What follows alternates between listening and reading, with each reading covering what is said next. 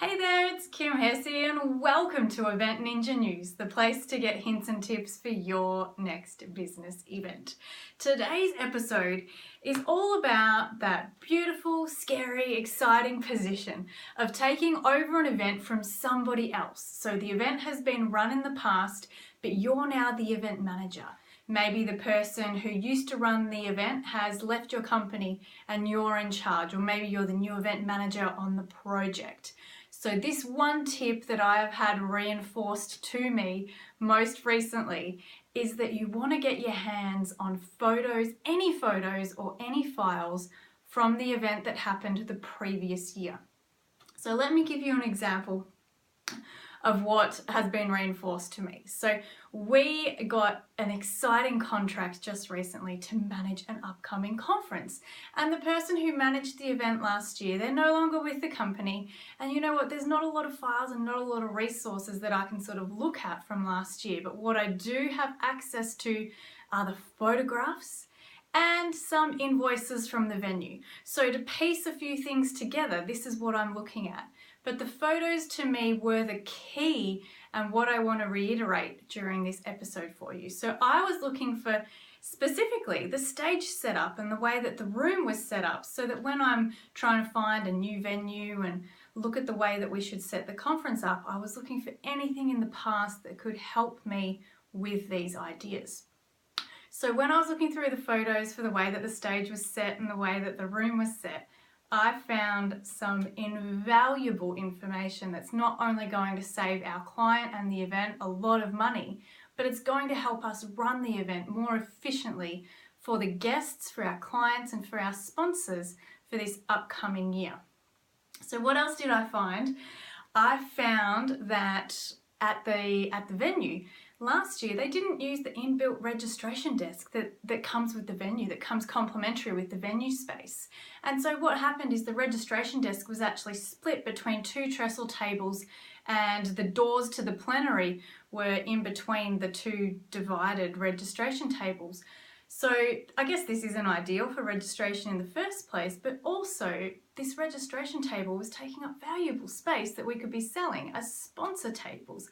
So this is one change we made to use the in-house registration desk that comes complimentary when we're hiring this specific venue space. From the photos, I also found that the venue provided 2 trestle tables per sponsor. So their trestle tables are what they call half trestle tables. They're not as deep, I guess, as a normal trestle table. So from the photos, I could see that there were actually 2 tables included, but my proposal for this year only had 1 half table per sponsor. So I was able to go back to the venue and ask if we could have 2 again like last year, and absolutely that was included complimentary for us. But if I didn't know this and I didn't ask for it at the start, then we may have been charged, or they may have been hired out to another event on the conference floor, and we wouldn't have had that ability for this coming year. And so the sponsors who were returning may have assumed that they had 2 tables, but they may have only got 1 if we didn't have access to the photos to have a look. We also found out that the plenary room was not used as a breakout. So when the conference split into their 2 streams, they weren't using the plenary as one of those streams. What I would suggest is to always use the plenary, because you've got stage set, you've got your AV and your screens and everything ready to go. So you can save a lot of money when you're not hiring an extra space, plus setting up additional audio visual for that extra stream. So we've been able to save a fair chunk of money for our client in that case as well. The other things we found out is, looking at the photos of the plenary, I didn't think that there were as many guests as what were paid for. So as I said, I had access to some of the venue invoices from last year, and I found out that they paid for 330 delegates in their day delegate package. So they paid for catering for 330 people. But in the photos, I counted 100 to 120, looking at counting along the rows and counting the heads. That's all that was in the conference. So a lot of people had registered, a lot of free tickets had been given away, but not everybody turned up. So why are we paying that extra money? So let's contract the venue at our minimum numbers this year and really put an emphasis on following up with guests and showing the importance of the conference and the content so that people actually turn up on the day. So this is really valuable information for us to know that people registered. We had great registration numbers, but people didn't actually show up on the day. Another thing that we found is that there were 270 people paid for at the networking function, so the cocktail function on the first night. From the photos, there were only 60 in attendance. So this is a huge discrepancy in the numbers and the amount of beverage package and canapes that you're paying for.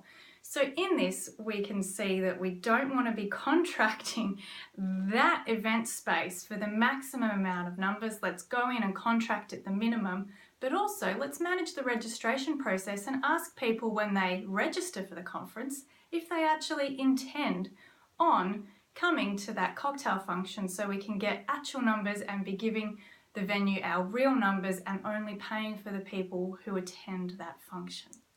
So I hope this has helped. I mean, looking at your event and looking at those photos, what hidden details can the photos and the files be telling you about the event that you're about to run for the first time with fresh eyes? And this is the best way to look at it, with those beautiful fresh eyes. You're coming in with new ideas and looking at what has been done in the past and how you can improve it, and also how you can save a bit of money. Now, do you have any questions you'd like me to answer in future Event Ninja News episodes? Simply reply to my email and I would love to answer your question in an upcoming episode. And finally, if you are looking for event templates and event checklists to help you run your event seamlessly so you're not missing any of those important steps along the way, then check out Event Ninja Academy. It's you, your computer, and a whole bunch of videos and all of my insider templates, checklists, everything you will need to run a successful event from start to finish. So check it out. I'd love to have you in the program. Enrollments are closing the 1st of March. So jump on board, and I look forward to catching you on the next episode of Event Ninja News.